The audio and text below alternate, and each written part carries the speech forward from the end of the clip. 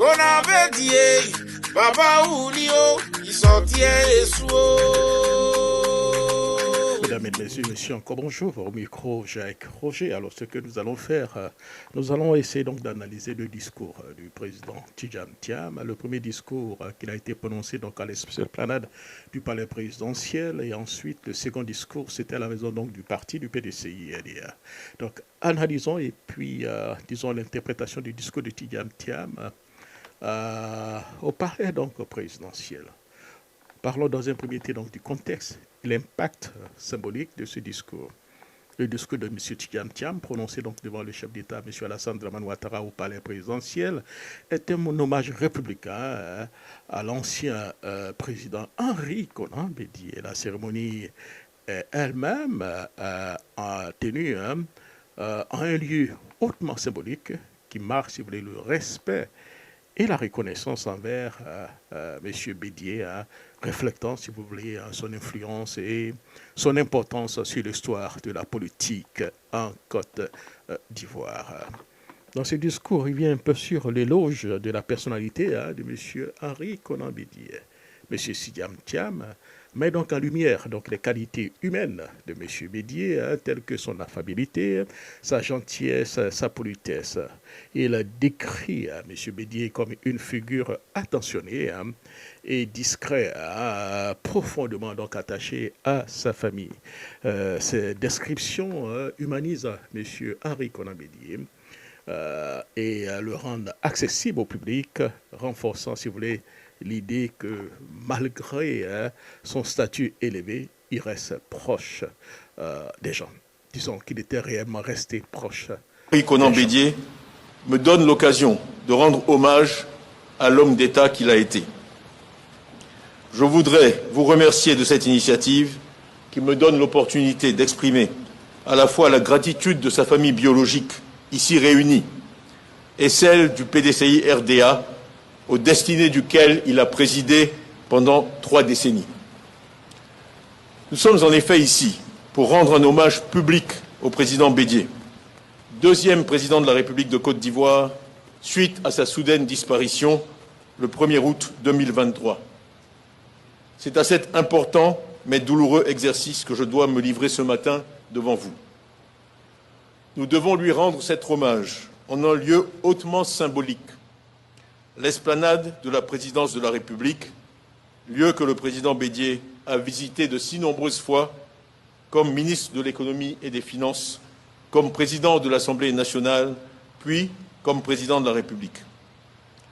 Des voix plus autorisées que la mienne diront ce matin et dans les jours qui viennent tout ce que le président Henri Konan Bédié a apporté à notre pays. Décrire une carrière aussi riche et aussi variée est une véritable gageure. Je m'en tiendrai donc pour ma part à rendre hommage à l'homme qu'il a été. Je vais essayer de brosser un portrait dans lequel ceux qui l'ont connu le reconnaîtront et ceux qui n'ont pas eu cette chance le découvriront dans toute son humanité. Je peux dire, sans risque d'être démenti, que tous ceux qui ont eu la chance d'approcher le président ne pouvaient être que frappés par son affabilité, sa gentillesse, sa politesse.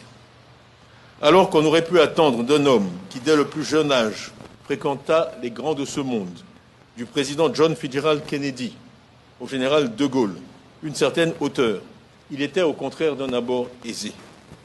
Il avait toujours pour vous une attention, un petit mot gentil qui vous montrait qu'il s'intéressait à vous et aux aspects les plus banals de votre vie. Henri Konan Bédié et Henriette Konan Bédié se complétaient d'ailleurs parfaitement sur ce plan.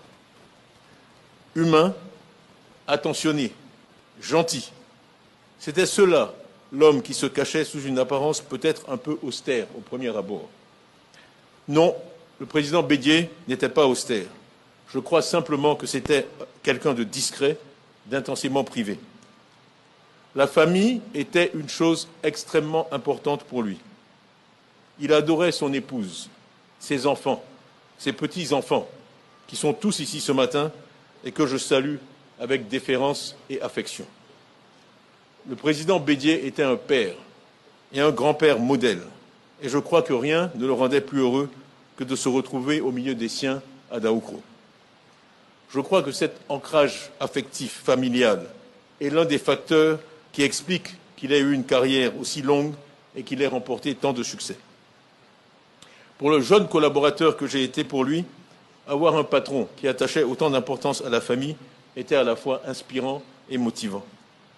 Cela m'a fortement encouragé à donner la priorité à mes enfants et à ma famille pendant toute ma carrière, et je suis infiniment reconnaissant au président Bédié de l'exemple qu'il m'a ainsi fourni, ainsi qu'à beaucoup d'autres. Mais il me faut aussi dire quelques mots, au-delà de ces aspects de sa personnalité. Dire quelques mots donc de Bédié en tant que leader et en tant qu'homme d'État. Je voudrais ici porter témoignage en ma qualité d'ancien collaborateur, d'abord en tant que directeur général des grands travaux, puis du BNET, puis en tant que conseiller spécial à la présidence de la République, puis enfin en tant que ministre de la Planification et du Développement. Le président Bédié était doté d'une intelligence exceptionnelle, c'est connu de tous. Mais il savait allier de manière totalement unique à ses facultés intellectuelles peu communes, une expérience elle aussi peu commune. Il avait eu accès à de hautes responsabilités si jeune que quand je travaillais sous ses ordres dans les années 90, il avait une connaissance quasi parfaite, absolument encyclopédique de l'histoire économique de la Côte d'Ivoire depuis notre indépendance. Quel que soit le dossier dont vous parliez avec lui, du cacao au café ou à l'huile de palme, en passant par la commercialisation des produits agricoles, les routes, les barrages, l'hydraulique rurale, l'exploration pétrolière et gazière, onshore ou offshore, la construction d'écoles ou de centres de santé, il savait absolument tout sur la question. Ce qui avait été tenté, ce qui avait marché, ce qui avait échoué, et le cas échéant, pourquoi.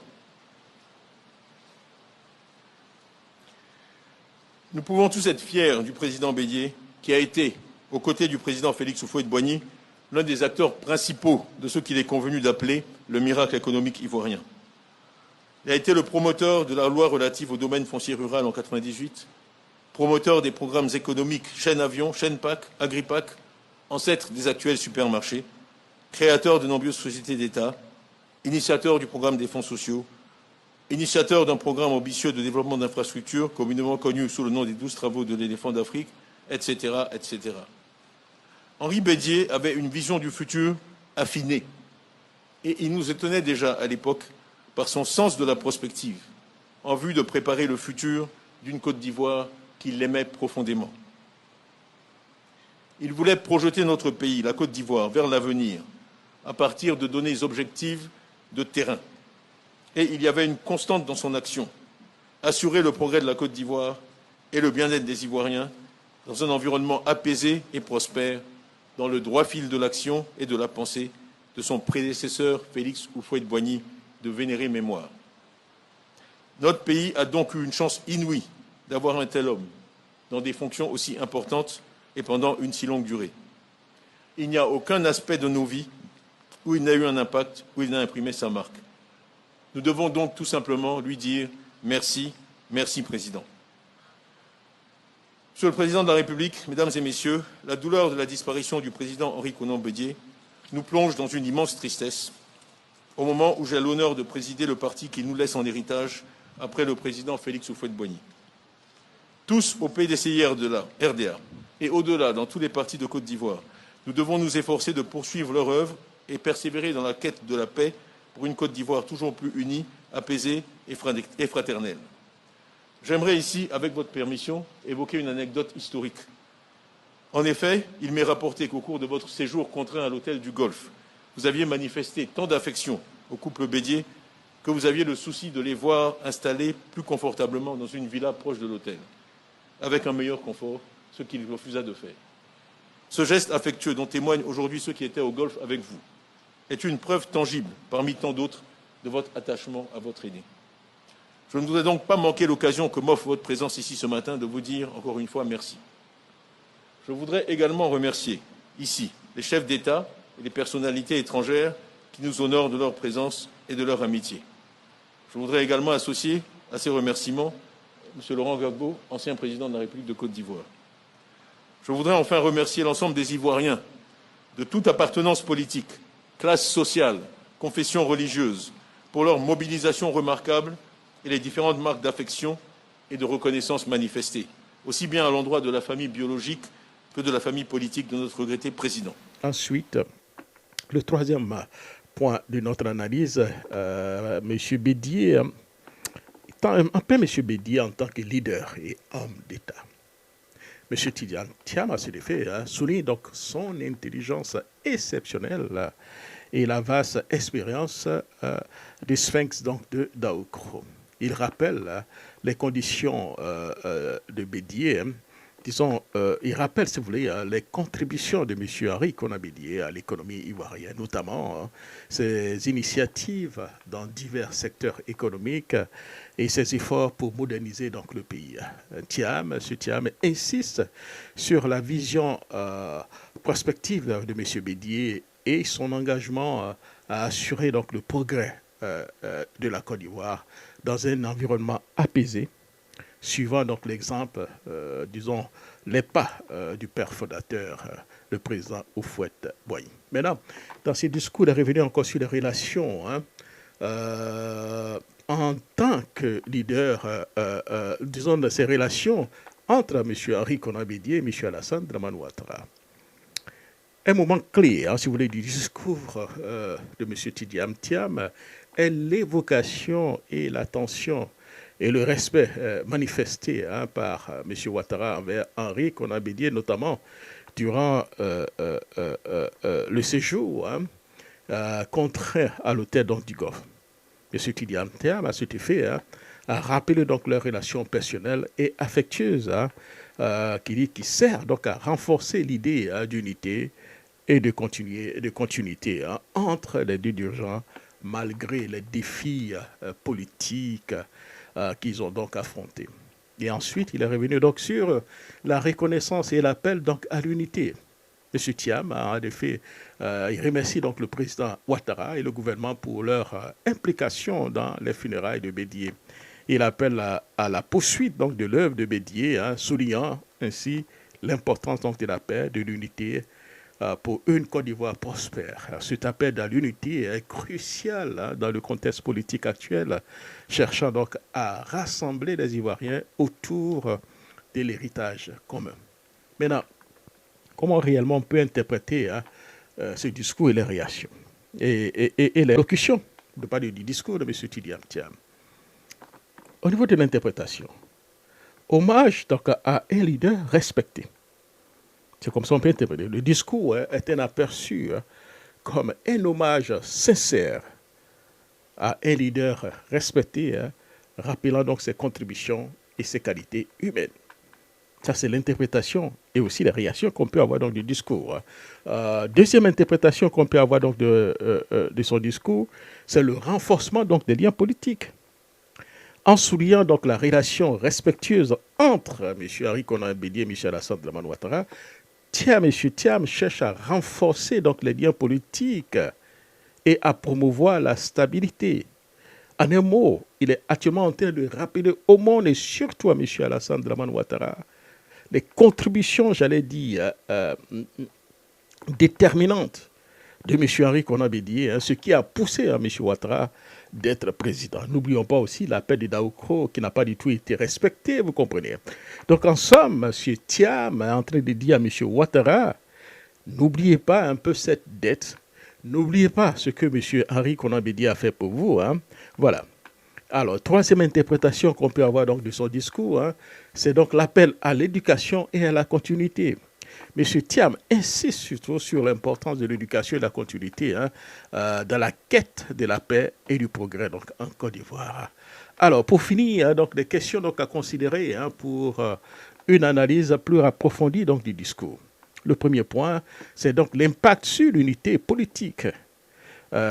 Comment donc le discours influence-t-il donc les relations entre les différentes fractions politiques en Côte d'Ivoire?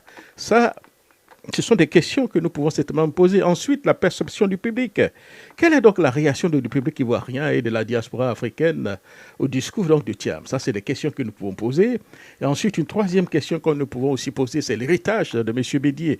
Comment les initiatives et la politique de Bédié évoquées dans le discours continuent elles à influencer politiquement la politique ivoirienne? Voilà donc des questions que nous nous posons, que peut-être les mois à venir, les jours à venir seront obligés donc de revenir encore pour détailler tout ça. En conclusion, le discours de Thiam au palais présidentiel est un hommage poignant qui met donc en avant les qualités humaines et les contributions politiques de M. Henri Konan Bédié, tout en rappelant donc à l'unité, à la continuité de son héritage pour le bien donc de la Côte d'Ivoire. Voilà en somme, chers amis, l'interprétation donc du discours de M. Thiam au palais donc des congrès. Alors, revenons encore sur deuxième interprétation, donc le deuxième discours que M. Thiam a prononcé cette fois-ci, c'est à la maison du parti à Cocody. Alors, parlons donc du contexte de son discours. Mais avant juste de parler, écoutez au moins quelques mots, et ensuite on reviendra sur le discours.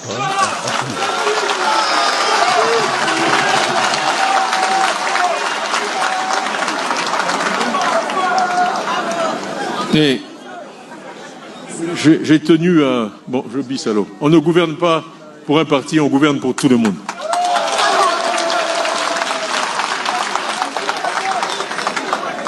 Vous avez vu que j'ai tenu à rendre visite à certains leaders de partis et je vais continuer. Et même si je ne vais pas sur les réseaux sociaux, je suis parfois informé de certaines polémiques. Et donc je dirais simplement que, pour ma part, je me suis rendu en Belgique à plusieurs reprises pour voir le président Gbagbo et que je l'ai assisté. Et il le sait. Comme certains l'ont dit aujourd'hui, ceux qui parlent ne savent pas et ceux qui savent ne parlent pas.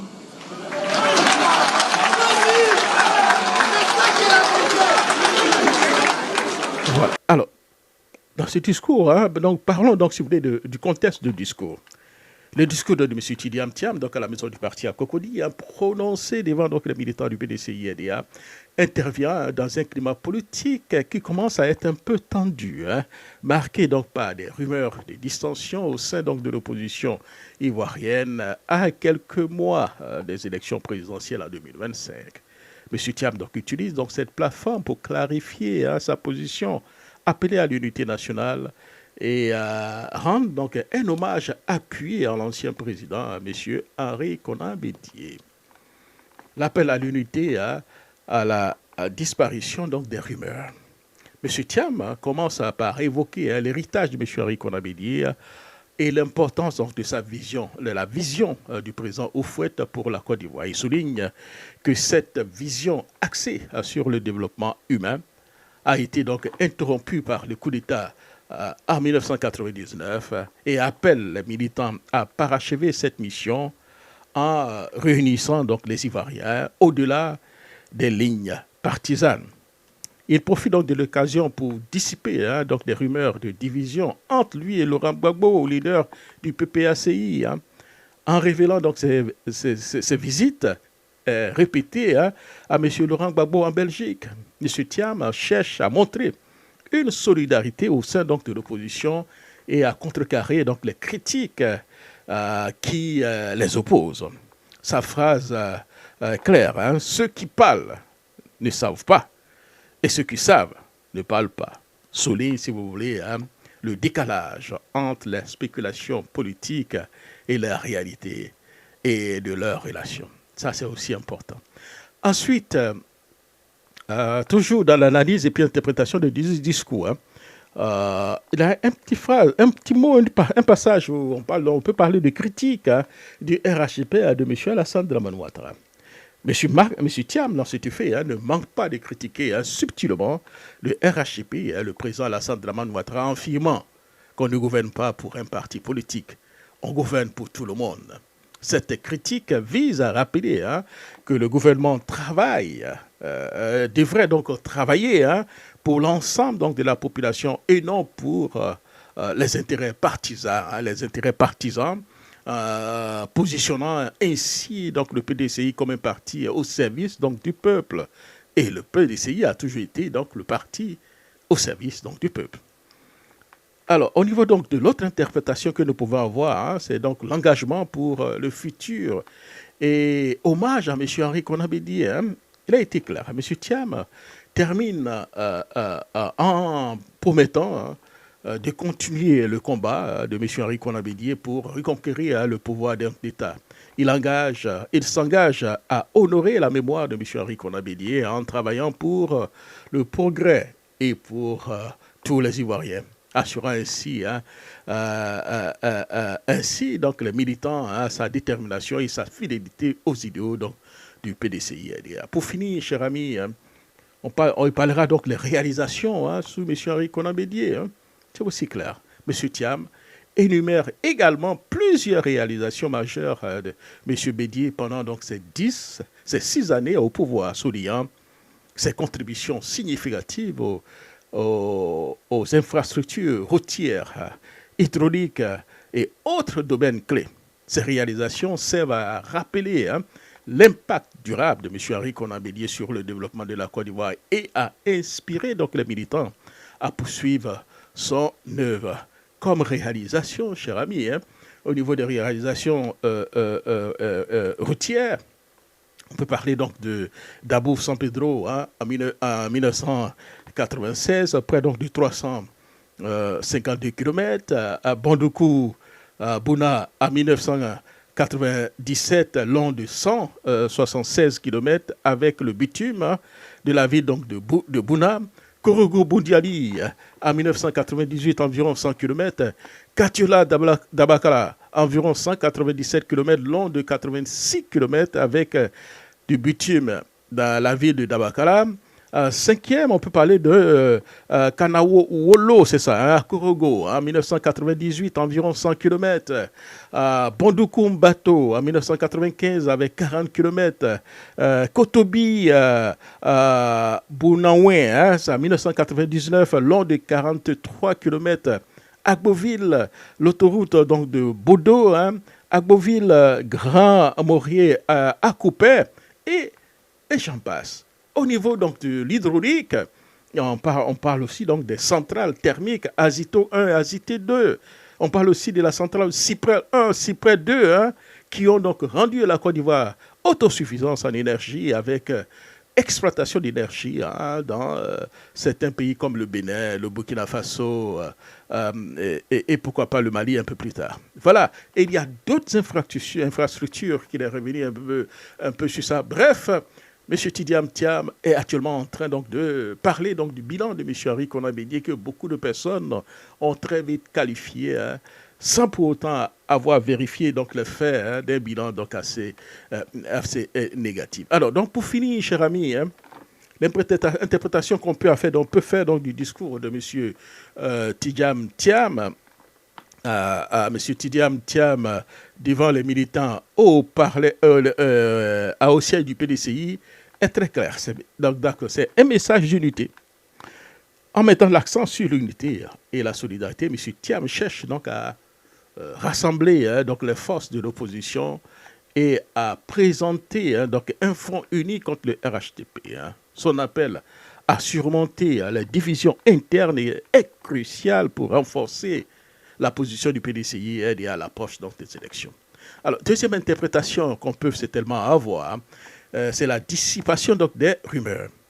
En révélant donc, si vous voulez, sa rencontre avec M. Laurent Gbagbo, M. Thiam dissipe donc les spéculations sur une possible division au sein de l'opposition, renforçant ainsi la crédibilité et la cohésion du PDCI avec ses alliés.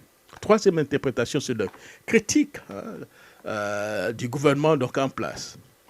Les critiques de M. Thiam à l'égard du RHDP et de M. Ouattara visent à souligner les échecs perçus donc, du gouvernement actuel, positionnant le PDCI comme une alternative plus inclusive et orientée vers le bien-être de tous les Ivoiriens. Alors, quatrième interprétation, c'est donc l'hommage appuyé au président Henri Konan Bédié. En rendant donc l'hommage à M. Henri Konan Bédié et en soulignant ses réalisations, M. Thiam cherche donc, si vous voulez, à inspirer les militants et à leur rappeler l'héritage donc, du parti. Cela renforce donc l'idée que le PDCI-NDA a une histoire riche et un rôle crucial à jouer dans l'avenir de la Côte d'Ivoire. Alors pour finir, au niveau donc, de l'interprétation qu'on peut faire, c'est donc la mobilisation pour les élections de 2025. Le discours sert également à mobiliser donc les militants pour les prochaines élections et en les encourageant à travailler ensemble pour conquérir, pour ne pas dire reconquérir le pouvoir et poursuivre le développement de la Côte d'Ivoire. Bref, chers amis, en conclusion, ce que nous pouvons dire de façon avancée, donc le discours de M. Tidiane Thiam Cocody à la maison donc, du parti est un appel stratégique à l'unité, une clarification donc, des relations au sein de l'opposition et un hommage aux réalisations de M. Henri Konan Bédié. Il cherche donc surtout à mobiliser donc, les militants du PDCI-RDA et à les renforcer donc, leur détermination à conquérir le pouvoir pour poursuivre le développement donc, en Côte d'Ivoire. Alors, chers amis, voilà un peu le petit point que je voulais certainement faire parler donc, des deux discours de M. Tidiane Thiam. On aura donc la possibilité de revenir peut-être une autre fois pour le bilan et continuer notre travail d'éducation et de veille donc, des consciences. Merci beaucoup. C'était donc...